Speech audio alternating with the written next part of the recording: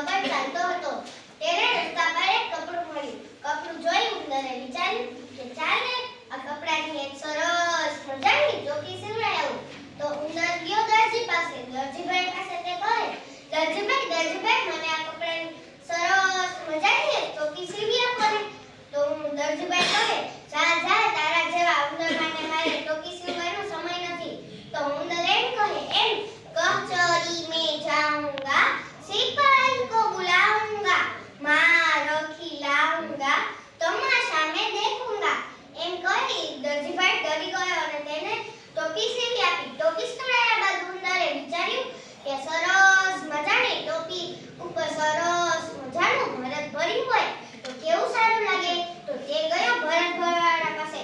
ભરત ભરવાડા પાસે તે કહે, ભરત ભરવાડા ભાઈ મને આ ટોપી ઉપર સરસ મજાનું ભરત ભરી આપો ને. ભરત ભરવાડો કહે, જા તારા જેવા ઉંદર માટે મારે ભરત ભરવાનો સમય નથી. ઉંદર એમ કહે, એમ કચौरी में जाऊंगा, सिपाही को बुलाऊंगा, मारो खिलाऊंगा, तमाशा में देखूंगा. એમ કહી ભરત ભરવાડો ડરી ગયો અને તેને ભરત ભરી આપ્યું. ભરત ભરાયા બાદ ઉંદરે વિચાર્યું કે સરસ મજાની ભરત ભરેલી ટોપી ઉપર સરસ મજાના મોતી ચોંટાડ્યા હોય તો કેવું સારું લાગે. તો તે ગયો મોતી ચોંટાડવાવાળા પાસે.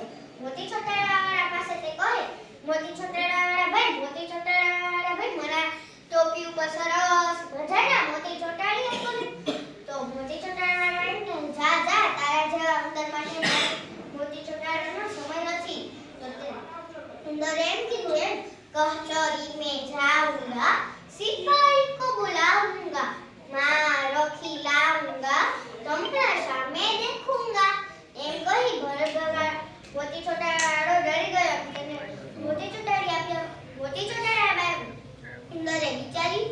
ઉંદરને પણ ઘર તરફ જતો હતો. રસ્તામાં તેને સિપાહી મળ્યા.